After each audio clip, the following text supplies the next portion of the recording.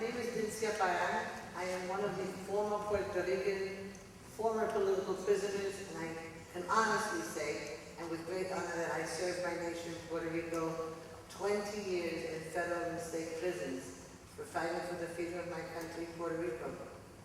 And I tell both candidates that the question of the prison industrial complex affects every woman in society. It is not by accident that the women population in the United States prison keep accelerating.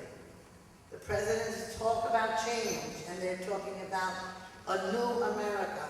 Well, a new America has to reconcile itself and begin to honor the conditions that most of our women face in our poor, marginal communities that cause them to have to give up their children, not be able to get educated, because when a woman gets incarcerated, she loses all of her rights of motherhood and her right to get educated.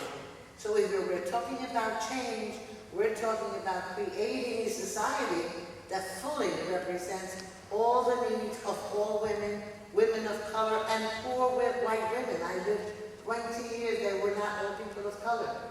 Plus, both candidates need to realize that they do have a population in prison, and the United States does have political prisoners.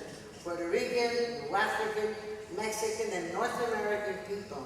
And I really believe it's wonderful to hear the voices of my sisters, because all of you here are my sisters. And I think as men, isn't it interesting? The candidates are always men, but that's okay.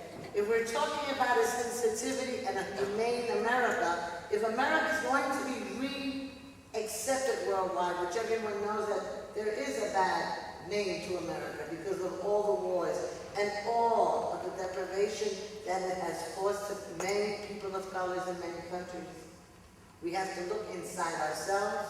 America has to begin to heal itself, and the best way to heal itself is to release its political prisoners and to honor women of all color. And as a matter of fact, I want to know that if I'm a very dear friend of Bill, so to me it's an honor to be a friend of Bill and Mr. Obama. Don't be afraid. He's an incredible brother. Just remember what he always stands for. Thank you. Que viva Puerto Rico libre.